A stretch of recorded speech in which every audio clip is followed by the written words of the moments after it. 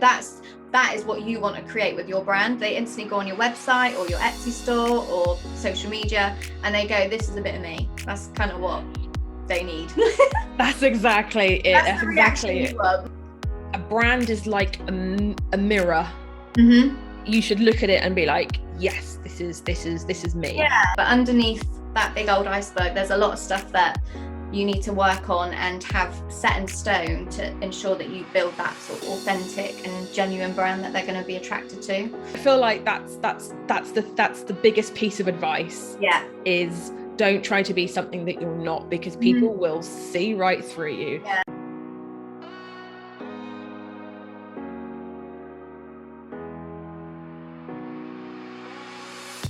Welcome to the Handmade Bosses show. I'm Steph and my mission is to help you start, run and scale an online handmade business and build a creative life you love. I went from being in a 9-to-5 that I absolutely hated to running my 6-figure handmade business in less than a year. So bosses, let's help you get your amazing products out there and get the sales you deserve.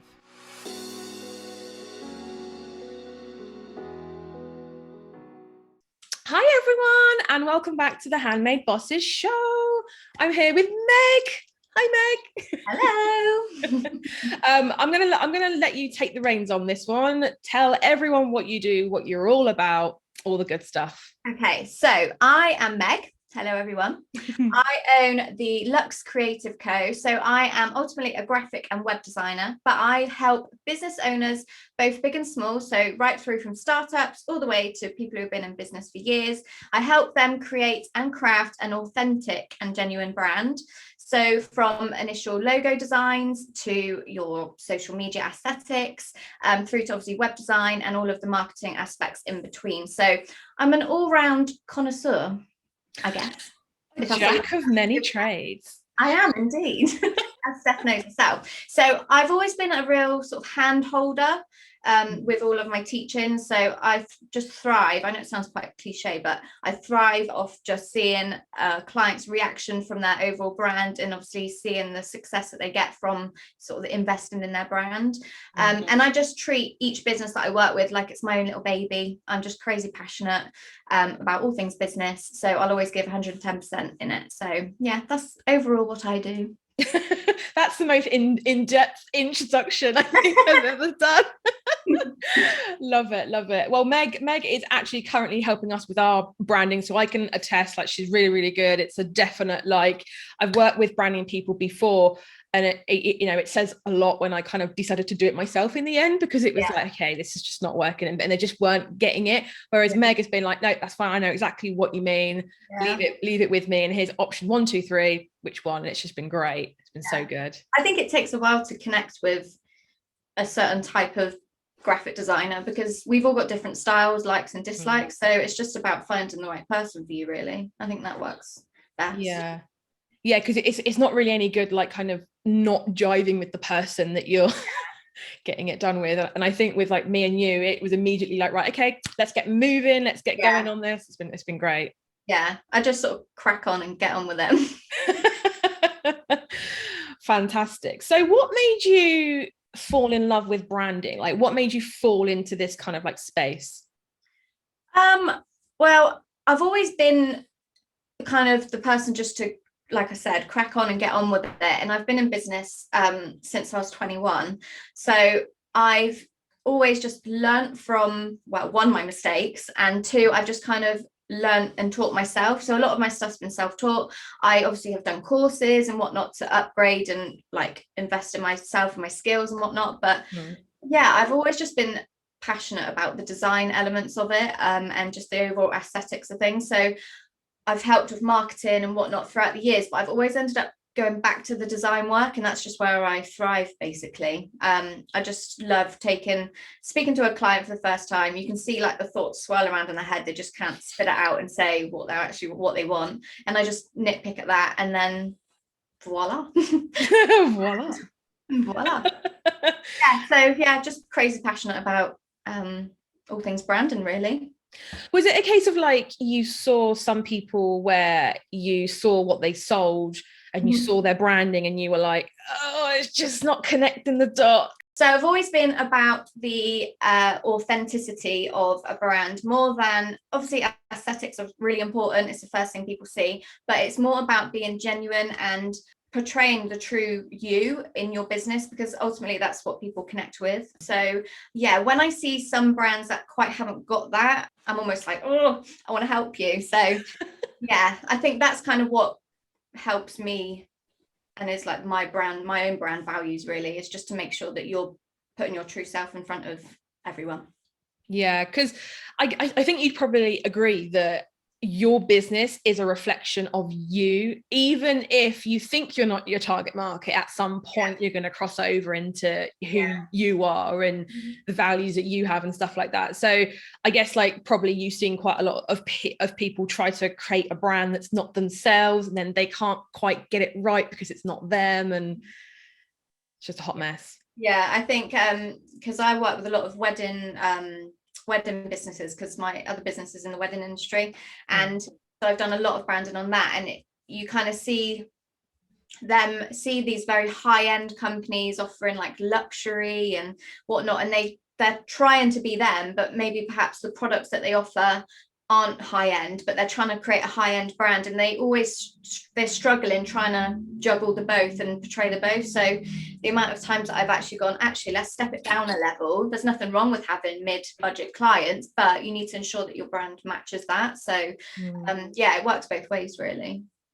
And I think as well, like a lot of times, and again, I think you probably agree that the brand is like a bit of an afterthought. It's like, oh, I'm going to make this, I'm going to put it on this marketplace, I'm going to have my own website, whatever.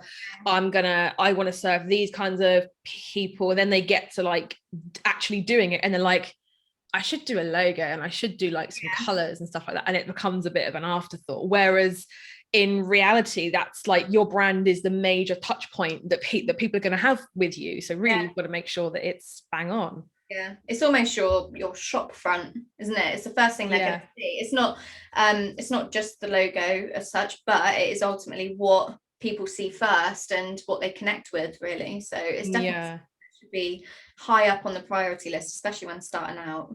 Yeah, no, I completely agree. And I think, having a really good brand does make all the difference. You could double what you charge right now and do that because of a really good brand. Yeah, definitely.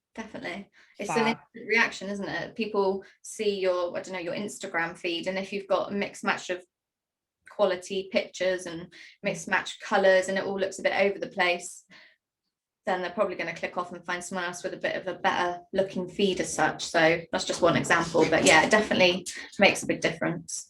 Yeah, no, I completely agree, because there's so many people online all clamoring for the attention of this one person, and if your brand's not driving with them straight off the bat, they're like, don't know why, don't really like this person, I'm off. So what, and we're going to move into like the 5 biggest branding mistakes that you can make in a second, but what impact does having a bad brand have on a business? So like, let's say that you've got a person watching this that makes jewelry, that has got the product down, they think they know their target market, but they've not got a very good brand, right? What impact does that have?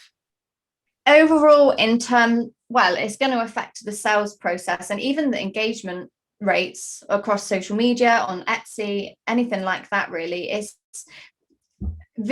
so visual, especially with items like products and stuff, especially if you're using Instagram as your main platform, or Pinterest, or whatever you use most. It is visual. But if it's not a great quality picture, if your brand isn't reflecting in the same sort of way, people just turn off by it, basically, is the easiest way to say it. If you haven't got it consistently throughout the platforms, people get confused, they click off and go and find someone else that has got it bang on. So I think it's definitely, like I said, priority on the top of the list to get it right from the start as well. It makes such a big difference. Yeah, so it's almost like it should be up there with what you make, like working out what you make, working out where you're going to put it, and the brand should be like in the top 3 things really. Yeah, I agree. As a graphic designer, I definitely agree. But I think even like talking about people watching, if you're going into like actual shops, have you ever been in a shop? And I know this because my last job, which was 6 years ago now, was working in one of those shops where you walked in and it was like, what is this? What's going on? What's going on? But I think that if you can think of a shop, and it might be on your local high street, something like that, and we all have that one shop where you walk in, it's like, I don't know I don't know if I belong here. Should I be in here? Like, what's the deal here? And I think that comparing a shop like that with a shop like, you know, that you immediately walk in and you're like, oh, like you relax because you know that this is the place for you, and you know that that's where you're meant to kind of be, if that makes sense. Yeah, definitely. Yeah, if you walk to a high street, you can, my friends, if we're walking down in a shopping street, they'll go, oh Meg, that's just like you, that shop. Or you know what I mean? Like they'll know that that's your kind of vibe, or your what you tend to go for. So that is what you want to create with your brand. They instantly go on your website or your Etsy store or social media and they go, this is a bit of me. That's kind of what they need. That's exactly it. That's exactly it. Yeah, it's like, that is me. I love it. I don't care what it is. I'm buying it. That's pretty much the gist. Yeah, I'm exactly the same. I love really bright, like almost hippie-ish. Like all of my friends always says that I'm Phoebe from Friends. Like they're always like, that's you. So every shop that sells like rainbow stuff and really bright stuff, they're like, that's you. And yeah, like your brand should do the exact same for your target market. It should be like, okay, this is where I need to be right now. So how can someone build a brand? Like, should they always hire help, or can they do it themselves? Which is quite a bit of a controversial question, especially to a person that does it for a living. So I to be honest, I work with both types. So I can help, like I said at the start, I handhold with I hold your hand basically. And I can help teach people. So I can work with people who are quite, I'd say, techie, and they do have like a design element or experience, and they're happy to just go for it and learn. So I can help teach them on the likes of like Canva or anything like that. Or I do have people that go, Meg, I have no clue what I'm doing. This is what I want. Go for it. So I have experience with both, really. And depending on your budget is obviously most important, especially when you're starting out. You may want to do it yourself, but I would say invest in learning how to do it. Don't just go on, sign in, get a free account and just whack something together. Invest your time in like a YouTube channel, or if someone like me has got video tutorials that you can either watch for free or invest in for a small sum, then do it, because it would just make a world of difference. And yeah, if you're totally not techie or design, then I would say start with hiring someone to do it, just because one, it's a lot less stressful, and two, it will make the world of difference in your business right from the get-go. Yeah. We have been having some great conversations so far on today's episode, but I've got something even more special for you. You know what it takes to be shown on page 1 on Etsy, right? Yep, you guessed it, increasing your conversion rate. My 3-step framework to skyrocket your Etsy conversion rate is my signature free masterclass. And boss, I'm saving a spot for you. Learn how to increase your conversion rate in 3 easy steps, as well as the top 3 mistakes I see Etsy shops make on a daily basis. Sign up in the show notes or head to handmadebosses.com/conversion. That's handmadebosses.com/conversion, CONVERSION, to claim your spot. Now let's get back to the episode, and I can't wait to see you there, boss.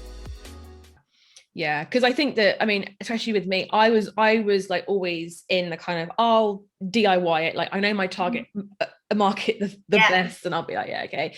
But as I've learned recently with you working with us, it's not necessarily like a complete branding overhaul, but it's like those little tiny tweaks that make all the difference that you can't spot, but someone like you would be like, that's why it's not working in your brain. It's, for me, if I'm looking at a graphic and I'm like, I don't know what's not right, it's like a brain itch that I can't scratch. It's like, what, I don't know what's going on, but it's not right. I totally get that. And even as a graphic designer, we still get that. Like, if there's I'm ready to send something to a client, like whether it's a revision of a logo or anything, website, anything at all, and I've got that, like, I call it my gut feeling, like gut feeling. If there's something not quite right, it's because there isn't. So I don't send it. I either redo the whole thing or just tweak a few things, and I'm not happy until that gut feeling goes and I get like a certain feeling. It's almost like when you go find a wedding dress and you find the dress. I wait until I get that feeling with the brand and then I'll send it. So I don't know if it's fussy or not, but yeah, that's just how I roll. Yeah, I know. I think a lot of branding is trusting your gut, because you know, anyone could look at a graphic and be like, that's really nice, yeah, cool, awesome, but is it gonna resonate with the people that you need it to resonate with? Do you know what I mean? It's like, it's really difficult sometimes to take yourself out of, especially people that make their own craft, is that you're so in it all the time. You need to like take yourself out and be like, right, I need to not look at this for like a week, get someone else to have a look at it and see if it's good after like a week. No, I get that. I agree with that, definitely. So what advice would you give to people watching, listening, however you're consuming this, about their branding? So what thing could they change now that would have a big impact? Like, what advice would you give? In terms of advice, my number one advice to anyone who's either having troubles with branding or just want to sort of up level is just consistency. It not just across like all of your platforms with the same brand, but consistency in what you do as well. Whether it's posting on social media, a blog, a YouTube, podcast, or what, just be consistent with it, because you can spend 6 to 8 weeks doing something every week and you build up great engagement, you get a good following, but as soon as you drop off that radar, you've almost got to start from scratch again. So I would say, consistency is number one on really, is just to keep it consistent across everywhere. I completely get that. But okay, so now I'm gonna give the reins to you, and we're gonna chat about, now that we know about you and the process and all that good stuff, I'm gonna hand it over to you. So tell us about the 5 worst mistakes that people can make with their branding. Okay, so number 1 would be thinking that your brand is just a logo. So just your logo, that's what a brand is, or it's just your pretty color palette and small little elements that make your brand. It's almost like if you think of it as an iceberg, the visual elements are the tip of the iceberg, and underneath is just a whole load of formula and elements that build your brand. So ultimately, yes, the logo is your shop front and what people are going to see and what initially attracts them, but it's actually everything underneath that is actually what's going to keep them there. So it's obviously the trust that you build, what actually attracts your ideal customers. So depending on what you do and what industry you're in, it can be all the customer service that you provide, so the way that you speak to your clients, from emails to on the phone to marketing, anything like that. So it's just the way that you speak and the vibe that you sort of portray, along with your personality, your brand story. So yeah, I could go on forever with it, but underneath that big old iceberg, there's a lot of stuff that you need to work on and have set in stone to ensure that you build that sort of authentic and genuine brand that they're going to be attracted to. So ultimately, your business is there to solve a problem for your customers, obviously. So no matter what industry you're in, no matter the size of said problem, whether it's teeny tiny to someone or a huge problem that they need to solve, you're providing them that solution. So you need to ensure that that is all in your content, your story and whatnot. And having an authentic brand is just so much more professional. So it creates the credibility and it builds a great reputation, which means obviously it makes it a lot easier to make sales as well. Tip number 2 would be not understanding that the power of your brand story, what it has on your potential customers. So it is all about connection. So you could have a lineup of 3 jewelry makers in front of you, and they all sell the same product, something similar, and you're gonna have to pick one to buy from. So ultimately, the only thing left is how that person is with you, with their customer service, how they talk to you, how they portray themselves, whether they're bright and bubbly or whether they're sort of more, not shy, but more quiet but reserved and will chat to you when you need to. It depends on you as a person as well. So your brand story is ultimately what hooks them in for your business. And it's just what makes you stand out. So you've got hundreds of thousands of people doing the same thing as you, so you need to not just tell them what you're doing, but you need to tell them why you do it as well. So provoke that sort of emotion in them, talk about stories that you have experienced that they might have also experienced themselves. So you're not just telling them what you do, you're telling them why you do it. You obviously don't need to write tons, you're not writing like a Harry Potter novel, but you need to just make sure that you're adding texture into your content. So you're not just saying, I make XYZ, buy from me. Like, you're actually saying why you're doing it and why you love it so much, and you tell them those stories and you create those visualizations for your audience, just to connect them on a deeper level, really. And I think that a lot of people, again, like the about bit on their Etsy shop is just like a bit of an afterthought. And I think a lot of people are like, what do I write here? Okay, well, my brand is a brand that sells XYZ, blah, blah, blah. And it's like, no. Like, we know, like, the shop front and the brand itself tells us that. We need to go deeper. And I always say, like, the people that, because I always get questions, the people that are like, I sell t-shirts, how can I compete with a person that is trying to sell a t-shirt for half the price that I am? They're like, how can I compete on price? And I'm like, you don't. That's the answer to that. You compete on your brand, compete on who you are. And I think that the more detail that you put into a story, and like you say, not a massive novel, but I think the pain points that you went through to get you to start what you do is the same pain points that the customer is going through right now. So even if you feel like it's not relevant to the story of you put those pain points in there. Like, was it a case of you went into like all the big box stores and the t-shirts there felt like tissue paper? Like, if that's the case, put it in there, because chances are that the people looking at your store are going through the exact same stuff. Yeah, definitely. And I think people worry that they're really boring. So they haven't got a story to tell, or the way that I know social media, they portray it's something like absolutely incredible, and then you kind of feel like, well, I haven't got that kind of background story, or it's not as intriguing or interesting or as exciting as that. But from experience and working with so many people who have got those sort of concerns and issues in their head, worrying, trust me, there's people just love genuine, down to earth people that you can sit and have a chat with. And I think that's why like podcasts are so popular, because they just love listening to just real people that you kind of vibe with and go, actually, yeah, I thought that too. So it's not the case of I haven't got this exciting, thrilling life or background story of why I'm doing this. People love genuine reasons. Like, not everyone has this amazing rags to riches story. Like, you know, very few people actually have that. Instead, there are real people with real issues that need real items to solve it, and that is the basics of it.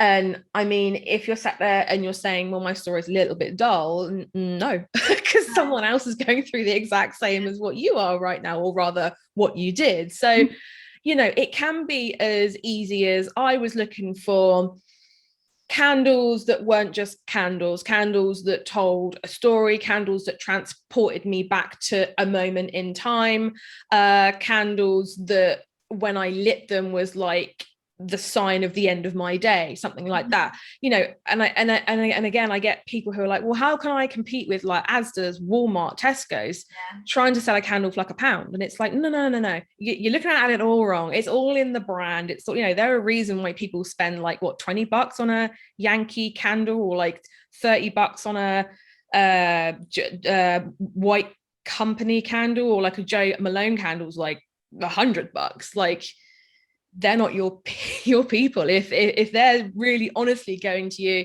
how come this is like $15 for a candle when I can go and get one for £1? You'd be like, okay, cool, bye. Like, they're not your target market. Sayonara, crack on. I think people just want to relate to you, and it's not that you're boring or you've got no crazy background story. It's they just want to connect with you and feel that you're genuine. So I think that's why it's so important to build that authentic brand from the start, because as soon as people find you, read about you, they'll connect with you straight away. So you just it's just a no-brainer. Yeah, absolutely. Yes. Yeah. Yeah, you just want to get them almost invested in your brand from the get-go, because they'll remember you over the other people that they found on Etsy or elsewhere. When they've been looking for your products, they'll remember you because of those reasons, and they'll be the ones that are loyal customers. They'll come back each time, they'll recommend you, they'll share your stuff, they'll leave you reviews, because they just value you as a person. So yeah, about making friends and making them feel at home, basically. I think that's the best way of describing it, isn't it? I think making friends actually is a really good way to put it. If you were having coffee with, like, not like a really good friend, but like a person that you just kind of like met, and they said, oh, so tell me, like, how did you get started in making candles, making t-shirts, making scarves, whatever, and you're not like, oh, I have to sound really good, but you're a little bit more like relaxed, and you have a cup of coffee or tea, and you're like, or a glass of wine, and you're like, well, basically it started like this. Write it like that. Don't write it in this stiff kind of like, once upon a time there was a girl named Steph and she liked to make candles. That's not No, I think it's just be you, because it's tiring if you end up making up like a false brand to think that you're going to get higher end clients and make more money and all this, that and the other. It's just knackering. You just end up you'll just burn out in the end, because you'll just always put on a false persona, won't you, really? So it's just always be true. Yeah, and you can tell when you get, when you have your brand wrong. I think you would probably agree with this, but when you are tired of writing emails, when you're tired of writing copy, when you're tired of taking pictures, and you're tired of basically in the brand constraints that you've made for yourself, when you're just tired and you just can't do it for a long period of time, it might be time to kind of like look at that and be like, well, am I just falling out of love with the brand, not necessarily the business, but the brand? Is it just not jiving with me right now? Yeah. And I think that, that's true. And it will happen. I think as you progress, you make small changes to the business, and then in 6 months to a year's time, you look back and go, actually, some of my brand values, maybe the aesthetics or some form, need a bit of a tweaking. That's not a bad thing. It just means you're growing and you're progressing. So yeah, I mean, especially with you working with us right now, it's like we almost have a different business every month. It's like every month we're having to be slightly different people to, like when, back in like March, it was like we could get away with doing DIY stuff, but now it's like, don't think we can do that anymore. And also like you test and you tweak and you kind of, you get more in touch with the people that you're trying to serve, and then you understand them a little bit more, which then affects the values and the story and the copy and all that good stuff. Yeah, no, definitely. I think that the brand story overall is just being true to yourself and to your audience. Don't put on a persona and make out that you're something you're not, because you will get tired and people don't connect. I think people can tell whether someone's being authentic or not, and that's also a huge turn off as well. Yeah, because you can definitely tell. Like I'm sure a good example is when you're on YouTube and you're watching one of these YouTube videos that's like scripted to heck, and they're like looking at the camera like, hey everyone, I'm Corey, like edit, I'm doing a YouTube video today about how to make and it's just like you just click off of it. There's nothing wrong with the content or anything like that per se. It's just you're looking at it and you're like, I don't jive with you. You're not you doing this right now. You can tell, can't you? And it's also like, if it depends on your type of personality. Some people might like the whole, I made 6-7 figures in 3 days or something like that. People might like that and they might thrive off it. It might give them like a bit of a boost almost. But what I liked about you, because I found you when I was looking for Etsy stuff, so that's how we connected. But I liked you because yes, you state that you make 6 figures or you've made 6 figures, but you weren't like in your face about it. You sort of state it and then go on to like why you did it and how it happened and why it's important to do X, Y, and Z. It wasn't like in your face. Some people might like in your face, but I think a majority of people don't. So yeah, I think it's the way that you relate to people, and people might like it, people might not. But I think you connect with authentic people, don't you? People that you vibe with. So, and I think we should tell the full story of how you contacted me on Instagram and was like, am I allowed to say? Yes, you're absolutely allowed to say. It was hilarious. So I was watching, I want to say it was the webinar. Yes, it was the webinar. 3-step framework. And I like to listen to like podcast webinars, like whilst I'm working, typing away, could hear Steph in the background, and I'd like stop and make little notes if I needed to. And then I just suddenly heard, and I was like, what on earth is that? And I was like, was that the dogs? So I was like, what is it? A fly? And then it happened again, and I was like, is that Steph making that noise? I rewound it, and I was like, yeah, it definitely is. I was like, I think they might have not edited out a few mistakes. So I just messaged you on Instagram, like, just wanted to let you know, because I do video editing and stuff like that, and I create videos myself. I know how it is. Yeah. And we do make mistakes. Like, it's not like a podcast where you just keep going and whatnot and cutting it out. But yeah, it was quite funny. But it was really funny. It was fate. It was meant to happen, because now look, we work together. So exactly. Honestly, it was like Meg just fell into our lap at the perfect time. And especially with because the whole reason behind why I go boop in like some was because it spikes the audio so that you can see like when you need to. But I'd rushed through editing this 97-minute masterclass, and I was like, I just got it out, and then it was up for like 2.5 weeks, and Meg was like, yeah, you make this weird noise, and I was like, it's been up for 2 weeks. I just love the like how honest you were, and I was like, this girl right here, perfect. I was just like, that's brilliant. I'm a true believer, everything happens for a reason. So that mistake was because I had to come along and be like, hi Steph.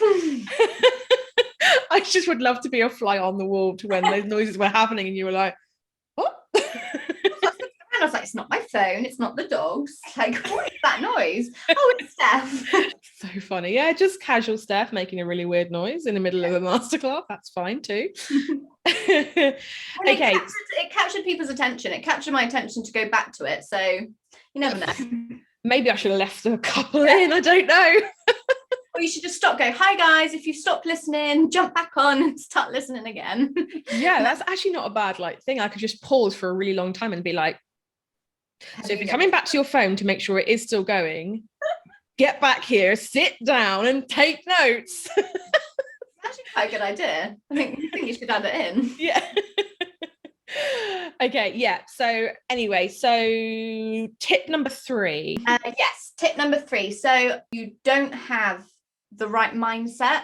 So as in, branding is an investment. We've touched upon this already, but I think whether you're starting out or whether you've been in business for 20 years, I think you should still be investing in your time and your skills, whether to develop to do it yourself or investing in someone to do it for you, depending on your skills and your own capability of it. So I think if you're doing it with the skills, then find a person that can help teach you as well. So obviously you can jump on the likes of, I don't know, Canva, and there's like templates and tutorials and stuff like that, but actually investing in maybe hiring someone to show you how to do it, and it's going to save you a lot of time anyway, and stress, because I know if you're not a graphic-y type person or techie person, you're going to be sat there for hours on end creating one tiny little template when you could have sat with someone for an hour and they teach you how to zoom through it all. So that is an investment I think you should make if you're not ready to invest in a graphic designer,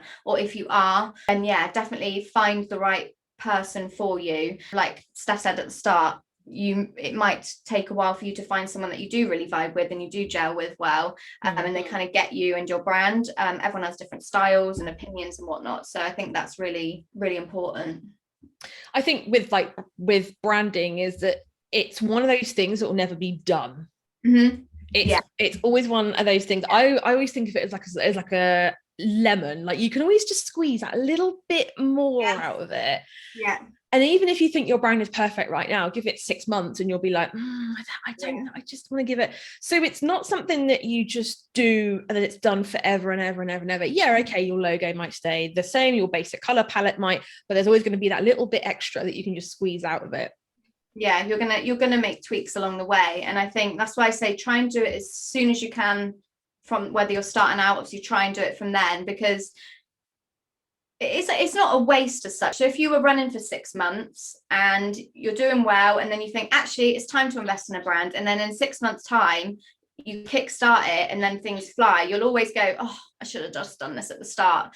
So I think if you have the time and the money to invest in it from the beginning, then go for it. It's like anything. If you're opening a shop store, you invest in all the right equipment, all the counter spaces, all the whatnot, your website and everything. I think branding should be on top, because it just does make just a huge difference. Yeah, no, I do agree. And I think even if you're watching this and you're thinking, well, I can't quite afford to get someone on board right now to completely redo it, you know, Meg's not completely overhauling our brand. She's literally just come on in amongst other things, but to give it a bit of a refresh, you know, like when you started working with us and it was like, we can't quite connect the dots, there's something not right. The colors are okay, the logo's okay, but I just don't know what else it is. So you don't have to be like, I think when people think of working with a person in regards to branding, they're like, well, that means I'm going to have to give it all up and completely start from nothing. And that's not the case. Yeah, no, definitely. And I, hands up, I'm a total control freak. So if someone were to come in, if I wasn't a graphic designer and someone were to come in and go, oh, let's change this and this, I'd be like, oh, excuse me, I don't think so. I don't think so. I'm a control freak. But it's not that case. If you find the right designer, they'll give you ideas and you can go, not feeling that, or absolutely love that. And that's how it works. It's not the case of someone coming in and controlling what your brand's going to be. A good, decent graphic designer will see the real you. They'll hear your ideas and they'll just go with that and roll with it. And you kind of just work together on it. So yeah, it's not the case of someone coming in and upcalling and creating loads of different things. It's definitely. I think especially with an authentic and genuine brand, it is you. So they can't create anything different because they're creating it for you and your business. So I think a metaphor that just came to mind just now was like, a brand is like a mirror. You should look at it and be like, yes, this is me. Yeah. Oh, I like that. Yeah, I like it. Brand's like a mirror. Yeah. I shine what I see straight on back to you. Yeah, love it. No, it is true though. I think if I keep going back to like gut feeling, like if you've got or like not red flag, but if you feel like something isn't being genuine or organic for you within your brand, swipe it out, change it about, because it's what you love. You're in your business, you live it, you thrive it, you eat it, you sleep it, it's everything for you. So you just need to make sure that it's all you, genuine and authentic. So I think I've said that word a lot of times, but it's true. The more authentic it is, the better. So yes. Yeah, it's like I don't know why, but when you said that, I just think of like a 10-year-old boy going up to his mum and saying, Mum, there's a girl at school that I like. How do I get her to like? And the mum always turned around and said, you just got to be yourself, son. I feel like, or like a girl, whatever. But I feel like that's the biggest piece of advice. Yeah, is don't try to be something that you're not, because people will see right through you. Yeah. And even if they don't see right through you for like a week, it might be after a month, a year, whatever. I think the further down the line you go with a brand that doesn't resonate with you, the more stuck in the mud you're going to get. Yeah, definitely. I like that. I like the mirror and the you're good at these. Do you know what? I was chatting to a friend actually the other day, and I said something to her, and she was like, "How did you come up with that?" And I was like, "Well, I just ramble." Yeah, it just pops up in my head. I just ramble. I just, it just comes naturally. What can I say? I don't worry, I'm not that big-headed, but no, it is like a mirror, isn't it? Because you're kind of like, you're kind of looking at yourself, but it's almost like one of those fun ones, those ones that are all like squiggly. It's a reflection of you, but it's a version of a reflection of you that you want to put out there. It's kind of like when you're looking at your wedding pictures and you get like 2 200 of them, but you only ever put like 1 or 2 up in your lounge because you're like, well, that one looks good, like that's me, but it's a version of me that I like. Yeah, we could start with that and then go into, you know. yeah. I think I think the world of social media especially, you do have the whole imposter syndrome, like you will compare yourself to we've all got a couple of businesses on the top of our list, go, that is where I'm aiming to be, like that is where I want to be, this is who I want to be, like total girl crush, this is what I'm gonna be in X amount of time. And we've all got those, but you also get the thing where, not that you're copying their brand, but you're thriving and you're trying to be like that so much. Some people kind of lose their own self sometimes. So I think that's just something to be quite mindful of as well. Like we all have those. I follow so many graphic designers that I love and I inspire, that inspire me, but I think it's just, you've always got to almost tone it back a bit and get back to reality. Actually, no, this is why my brand's so good, and pick yourself up a bit more. We don't do that enough. I think we do get the imposter syndrome, and we don't praise ourselves enough for what we are good at and what we're valued for. So yeah, that is so true. And I think even if you're looking at like others and you're saying, well, that's who I want to be, like I know for like us, when we were talking about branding, like I referenced like 3 big like people that I absolutely love. I'm not going to lose myself along the way. Like I like who they are, but it doesn't mean that I have to completely throw myself out the window to be a little mini me version of them. Like that's not. And it's the same with you guys watching, like just because you see a shop, website, whatever that you like, it doesn't mean like that's the only way to get to where you need to go. There's 100,000,000, that didn't make sense, but that was a number that I just made up, ways to get to where you want to go. That one particular person's journey is just one way to get there, one brand style that has got them there, you know, one of everything that's just got them there. So don't look at it and be like, oh, that's what I need to do. Okay, no, that's just one way to get there.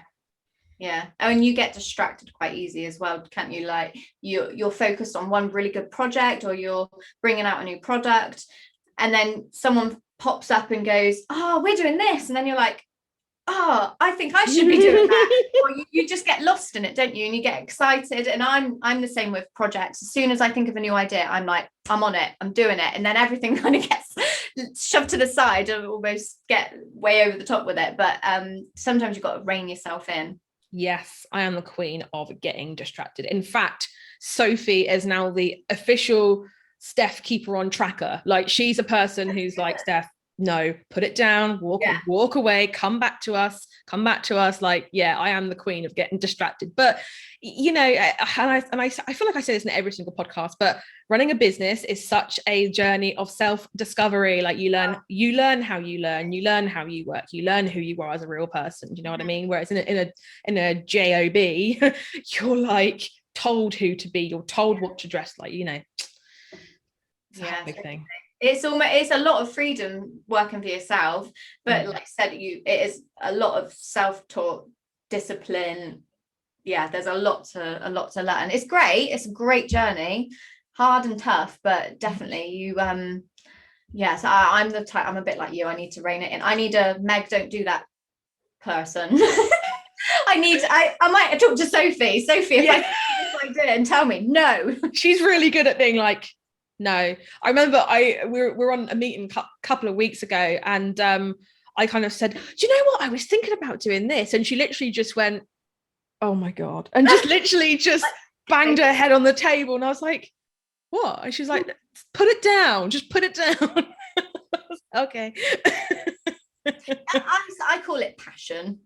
It is excitement and passion and like oomph and drive, but yeah, you do need to step back from reality sometimes. We all do it, and I get a lot of people like especially in the Facebook group, actually, which if you don't know, if you go in the show notes, there'll be a link there, but I get a lot of people coming in and saying, so I sell jewelry, don't know why I just use that, but I've started like playing with knitting, right? And I kind of like this, but should I open up another Etsy shop? Should I do this? And my answer is always the same. I'm not going to go into like the whole spiel here, but my answer is always the same. And then inevitably in 3 to 6 months time, it's like, oh, so person's name, how did you get on with doing knitting, whatever? And they were like, oh yeah, no, it didn't really take off, or I didn't really do. So I think it just goes to show, and that has happened a lot. And I think it just goes to show that you have to stick with what you know and what you're good at. And you might get bored, because I think a lot of times this distraction is born out of just being a little bit bored. If you're bored, zhuzh it up, do something else in your current business. Within your business, don't go off and do other things. But yeah, talking about getting distracted, I feel like we've got distracted. We're just chatterboxes. We're just chatterboxes.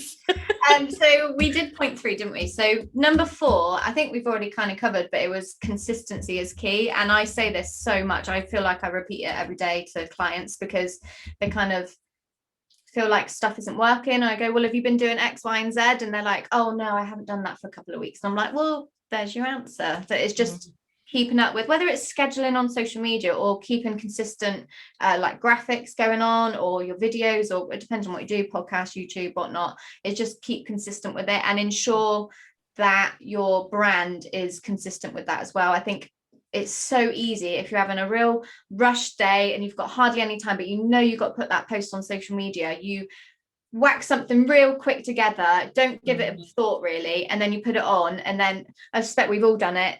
You go on Instagram and you've posted that one post in a real rush, and you look at it later on and go, oh, that's totally ruined the vibe.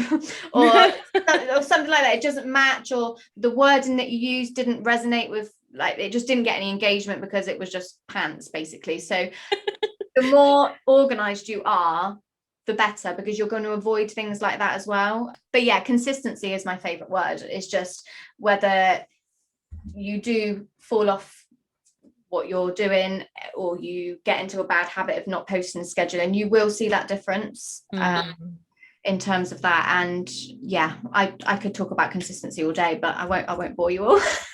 But that was my point number 4. It's just don't get into bad habits basically, and just everything that you post, make sure it's got a meaning, a call to action, a reason behind it, sort of thing, because otherwise people just scroll on past really. It's a waste of your time, waste of their time, and you kind of seen as not providing value to them as such. So I definitely think be consistent and make sure it's sort of screams your brand values and your story and whatnot. So, and I think people value being consistent now over like you just posting up a post just for the sake of it. I think because now we're in like a world with like 1 million Instagram accounts and God knows how many Facebook accounts and YouTube channels and stuff like that, people do value your self content, whatever. And content can mean social posts as well, guys. I don't ever think when I say content I'm like blogs, videos, stuff like that. But I think that people do value you showing up every day, week, month, whatever, and just coming out with something, whether it's and like what you said, you have to add value, but it doesn't have to be like you're teaching them something on every single post. You're teaching them something.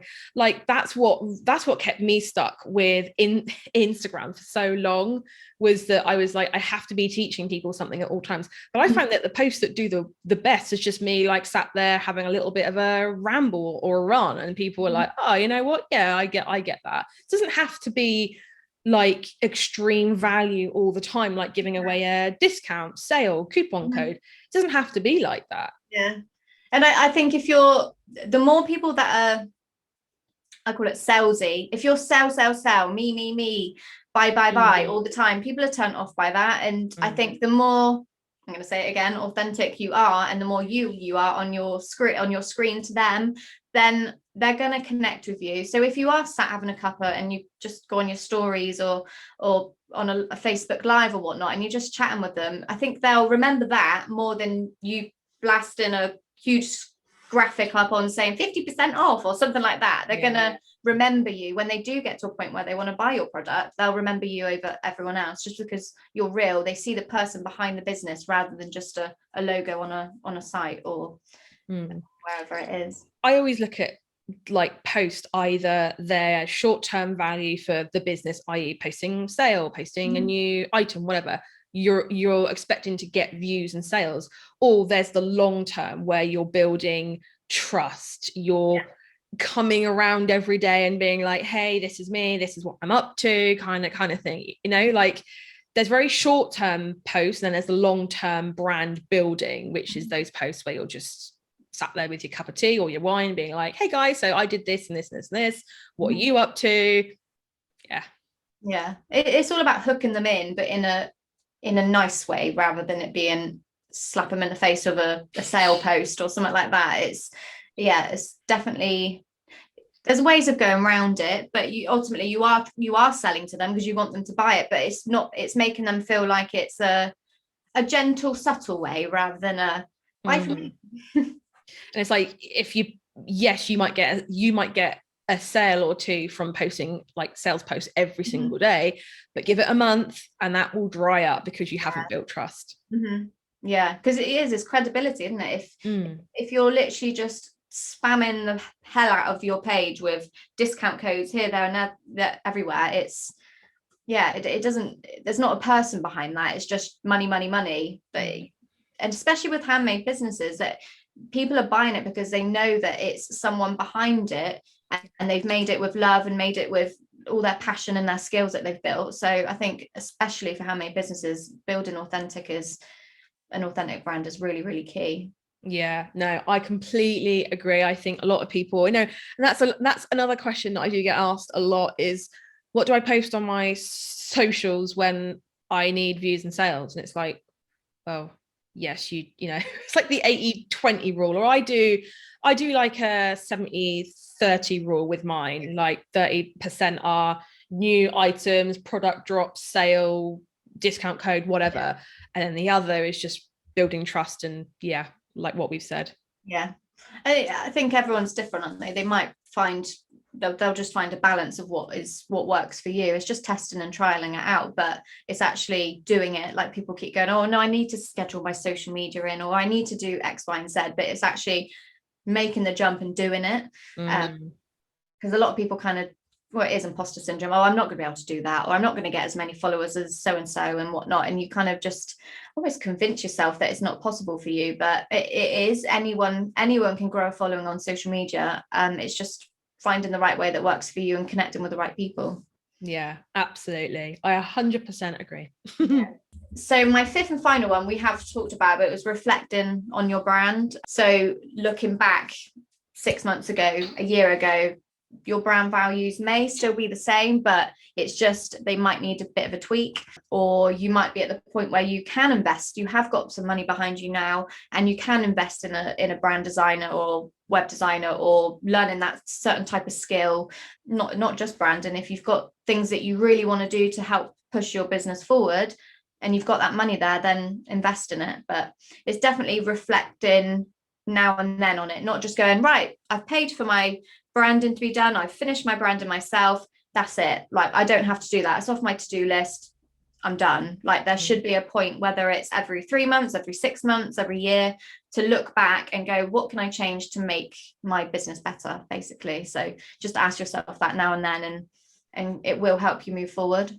Yeah, that was one of the big reasons why in the most recent course update, and if you want to know more about that, I'll put a link in the show notes, but in the most recent update, we put, like, in phase 3, we put like a massive data sheet where it's like we measure all of these points, and within that there's a question that's like, looking at the last 3 to 6 months, does my brand still reflect the business that I want it to be? And you know, 9 times out of 10 the answer would probably be no, in which case you've then got to start going back through, rehashing things. And so definitely always be looking at where you were, where you are now, and where you want to go. There's always room for improvement, no matter what you do. No matter what industry you're in, whether you're in a job role, whether you're self-employed, whether you run your own business, there's always room for improvement. So it's not, I don't think you should ever have the mindset of, it's done, you don't have to touch it again. There's always room for improvement. So it's just finding out what it is and how you can change it to make it better. So absolutely. Absolutely. So where can people find you, Meg? So ultimately, I'm on Instagram. I've got a website as well. It's the Luxe Creative Co. And yeah, I'm usually on Instagram, to be honest, or you can visit my website and stuff. In terms of how I can help you, I help tiny little businesses that have just started up through to people that have been running for 20 years. So I can help everyone with as little and as much as they like, or that they want. So perfect. And we'll leave Meg's Instagram, which is beautiful, by the way. I love your feed. It's so, I don't know, it's just, I looked on it and was like, I want this for my feed. It was one of those moments where I was like, oh, that's so amazing. But I will link that in the show notes. My last question for you, which I love, is what is one crazy but true fact about you? Okay, we did talk about this, and it's going back to what we've said in the podcast about, oh, am I too boring? I'm a complete and utter introvert. I'm always in, like, snuggled up with the dogs and the kids. So, but in terms of what I would say that is a fact about me, was if you were to go back about 3 years ago, I was the worst person of being outside. I hated nature. The thought of going on the walk just behind in the field of my house, I was like, no, that's not happening. Me and my kids had a big life change. We moved and something just clicked in me, and now I'm off on like 8 to 10 mile hikes with the dogs. I'm like, my idea of fun now, the person who couldn't even like walk down the street without being like, ugh, I go to like go ape for the day and I'm like swinging in the trees and stuff like that. So like my whole like lifestyle and hobbies and interests and stuff have totally changed. And if you were to go onto my Instagram page, you wouldn't think that was the person I've just explained. Like, it's all about nature. I'm outside. I'm always in the woods in the middle of nowhere, out with the dogs and the kids and stuff. So yeah, I'm not sure if that's a crazy fact, but so it's a fact though. Yeah, just like changed. Yeah, Meg, get your butt outside and enjoy it. That's brilliant. I love that, because I think a lot of people watching this will be like, yeah, I've been indoors for like 3 days. Yeah, but then I think I am, when I'm working, I am at a desk behind a screen, so I think I just value being outside more so now. But yeah, a bit about me. Amazing. Okay, so I am going to link all of Meg's bits and bobs in the show notes below, and I will also link a couple of freebies in there as well. We also have the masterclass that will be in their website and all the good stuff, basically. Thank you guys so much for watching / listening. And yeah, we will catch you in the next episode. Thank you, Meg, for coming on and chatting to us. It's been so good. And yeah, we will all catch up with you soon. Bye, everyone. Bye. We really hope you enjoyed today's episode. Don't forget to check the show notes for some more helpful links, and also a link to our website as well. Also, you can watch the video version of this over on our YouTube channel. Don't forget to get your free spot on our masterclass, the 3-step framework to skyrocket your Etsy conversion rate, at handmadebosses.com/conversion. That's handmadebosses.com/conversion. We would also love it if you could leave us a review on iTunes, as it really helps us to reach more bosses in need. Subscribe to the show, and we will see you on the next episode.